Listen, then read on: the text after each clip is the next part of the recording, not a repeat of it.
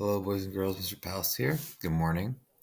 I just wanted to say that Thanksgiving is coming up, and that's the time where we reflect and see all the people in our lives that are wonderful, and we tell them that we're thankful for them. And this story here is quite powerful by Patricia Polacco. It's called Thank You, Mr. Falker.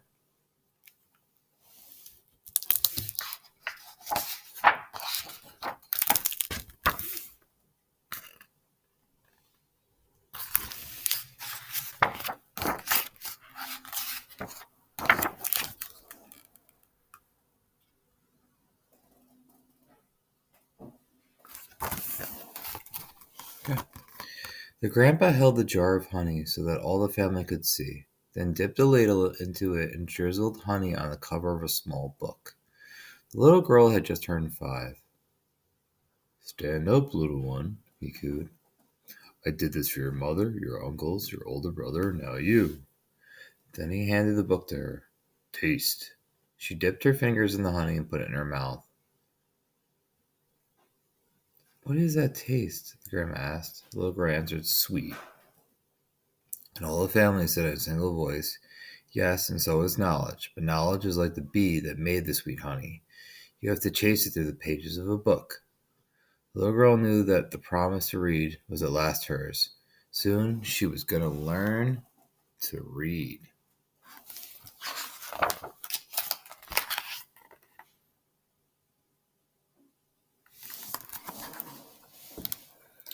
Tricia, the littlest girl in the family, grew up loving books. Her school teacher mother read to her every night. Her red-headed brother brought his books home from school and shared them. Whenever she visited the family farm, her grandfather or grandmother read to her by the stone fireplace. When she turned 5 and went to kindergarten, most of all, she hoped to read. Each day she saw the kids in first grade across the hall reading. And before the year was over, some of the kids in her own class began to read. Not Tricia. Still, she loved being at school because she could draw. The other kids would crowd around her and watch her do her magic with crayons. "In first grade, you'll learn to read," brother said.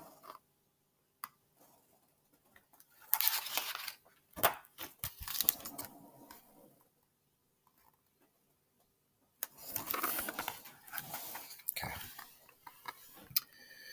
In first grade, Tricia sat in a circle with the other kids. They were all holding Our Neighborhood, the first reader, sounding out letters and words. They said "beh, beh, oi, boy," and look.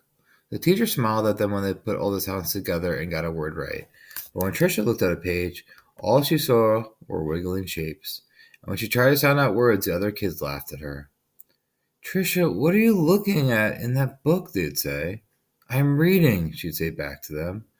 But her teacher would move on to the next person. Always, when it was her turn to read, her teacher had to help her with every single word.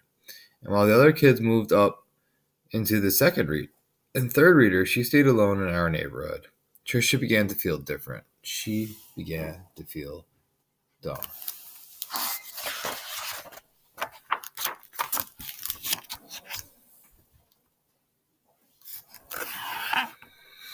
The harder words got for the little girl, the more and more time she spent drawing. How she loved to draw, or just sitting and dreaming, or when she could, going for walks with her grandmother. One summer day, she and her grandmother were walking together in the small woods behind their farm. It was twilight. The air was sweet and warm. Fireflies were just coming up from the grasses. As they walked, Tricia said, "Grandma, do you think I'm different?" "Of course," her grandma answered. "To be different is a miracle of life. You see all those little fireflies? Each one is different." "Do you think I'm smart?" Tricia didn't feel smart. Her grandma hugged her. "You're the smartest, quickest, dearest little thing ever." Right then, the little girl felt safe in her grandma's arms. Reading didn't matter so much.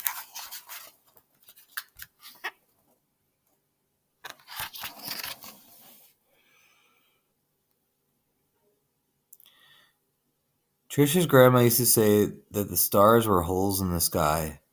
They were the light of heaven coming from the other side. And she used to say that someday she would be on the other side where the light comes from. One evening they lay on the grass together and counted the lights from heaven. "You know," her grandma said, All of us will go there someday. Hang on to the grass, or you'll lift right off the ground, and there you'll be. They laughed, and both hung onto the grass. But it was not long after that night that her grandma must have let go of the grass, because she went to where the lights were, on the other side. And not long after that, Trisha's grandpa let go of the grass too. School seemed harder and harder now.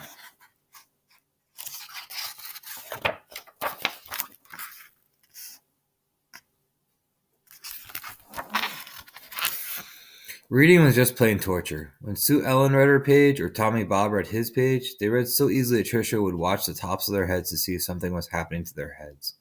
That wasn't happening to hers. And numbers are the hardest thing of all to read. She never added anything right. Line the numbers up before you add them, the teacher would say, but when Trisha tried, the numbers looked like a stack of blocks, wobbly and ready to fall. She just knew she was dumb. Then one day her mother announced that she had gotten a teaching job in California, a long way from the family farm in Michigan.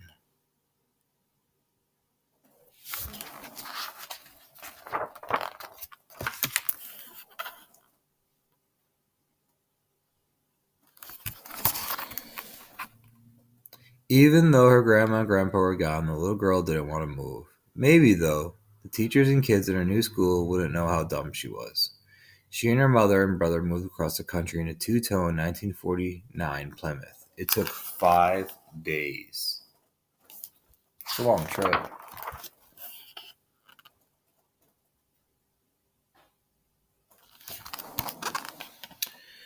But at the new school, it was the same. When she tried to read, she stumbled over her words. The cat ran. She was reading like a baby in the 3rd grade. And when her teacher read along with them and called on Trisha for an answer, she gave the wrong answer every time. "Hey, dummy," a boy called out to her on the playground. "How come you're so dumb?" Other kids stood near him and they laughed. Trisha could feel the tears burning in her eyes. How she longed to go back to her parents' farm in Michigan.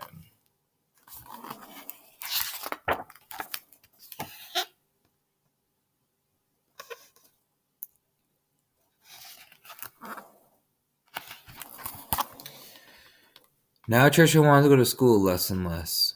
"I have a sore throat," she'd say to her mother, or "I have a stomach ache." She drew more and more, and drew more and more, and she hated school. Then when Trisha started 5th grade, the school was all abuzz. There was a new teacher. He was tall and elegant. Everybody loved his striped coat and slick gray pants. He wore the neatest clothes. All the usual teachers' pets gathered around him: Stevie Joe and Alice Marie, Davy, and Michael Lee. But right from the start, it didn't seem to matter to Mr. Falker which kids were the cutest or the smartest or the best at anything.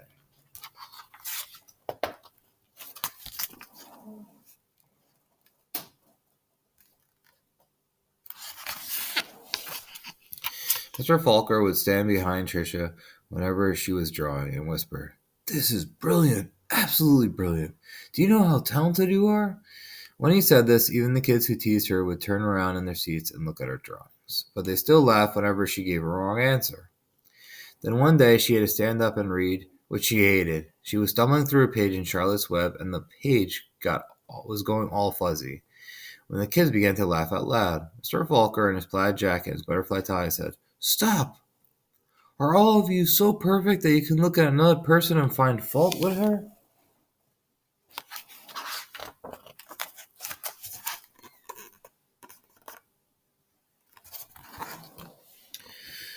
That was the last day anyone laughed out loud or made fun of her, all except Eric. He had sat behind Tricia for 2 whole years, but he seemed almost to hate her. Tricia didn't know why. He waited by the door of the classroom for her and pulled her hair. He waited for her at the playground, leaned in her face, and called her "Toad." Tricia was afraid to turn any corner, for fear Eric would be there. She felt completely alone. The only time she was really happy was when she was around Mr. Falker. He let her erase the blackboards. Only the best students got to do that. He patted her on the back whenever she got something right, and he looked hard and mean at any kid who teased her.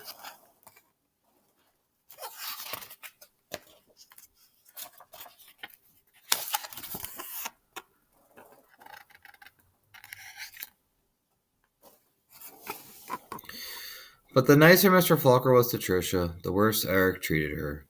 He got all the other kids to wait for her on the playground or in the cafeteria or even in the bathroom and he'd jump out and call her stupid or ugly.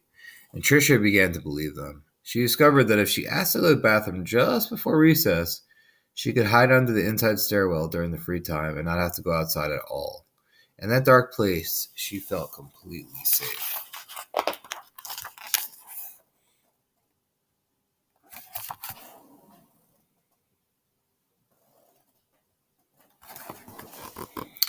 But one day at recess, Eric followed her to her secret hiding place. Have you become a mole? He laughed. And he pulled her out in the hall and danced around her. Dumbbell, dumbbell, Magneto dumbbell. Tricia buried her head in her arms and curled up in a ball. Suddenly she heard footsteps. It was Mr. Falker. He marched Eric down to the office. When he came back, he found Tricia. I don't think you have to worry about that boy again, he said softly. What was he teasing you about, little one? I don't know, Tricia shrugged.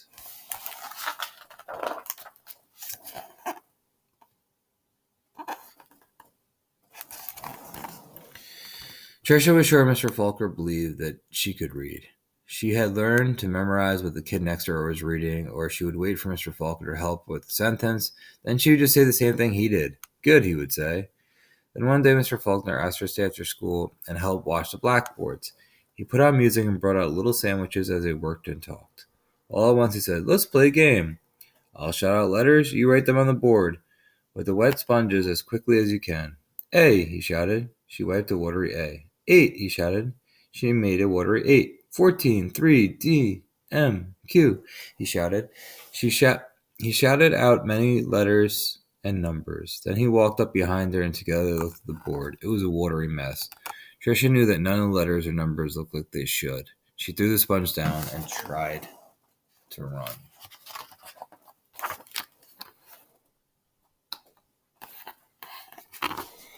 But Mr. Faulkner caught her arm and sank to his knees in front of her. You poor baby, he said. You think you're dumb, don't you? How awful for you to be so lonely and afraid.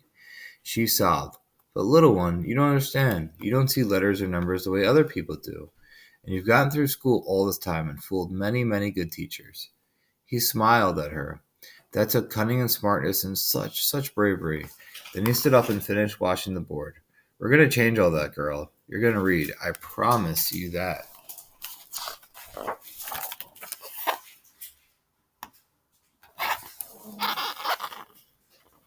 Now, almost every day after school, she met with Mr. Faulkner and Miss Plessley, a reading teacher. They did a lot of things she didn't understand. At first, she made circles in sand, and then big circles in the blackboard, going from left to right, left to right. Another day, they flicked letters on a screen, and Tricia shouted them out loud. Still other days, she worked with wooden blocks and built words. Letters, letters, letters, words, words, words. Always sounding them out, and that felt good. But though she read words, she hadn't read a whole sentence, and deep down she still felt dumb. Then one spring day, had it been 3 or 4 months since they started, Mr. Faulkner put a book in front of her. She had never seen it before. He picked a paragraph in the middle of the page and pointed to it. Almost as if it was magic, or as if light poured into her brain, the words and sentences started to take shape on the page, as they never had before. She marched them off to... Slowly she read a sentence, then another, and finally she read a paragraph, and she understood the whole thing. She didn't notice that Mr. Faulkner and Miss Plessley had tears in their eyes.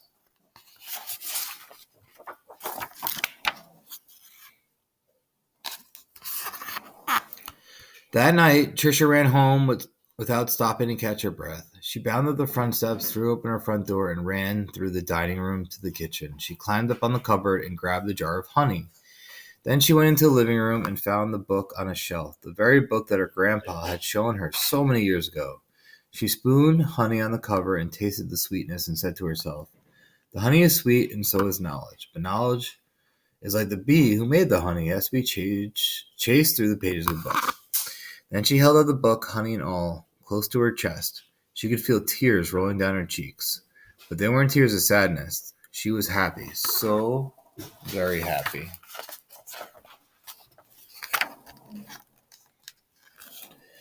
The rest of the year became an odyssey of discover and adventure for the little girl.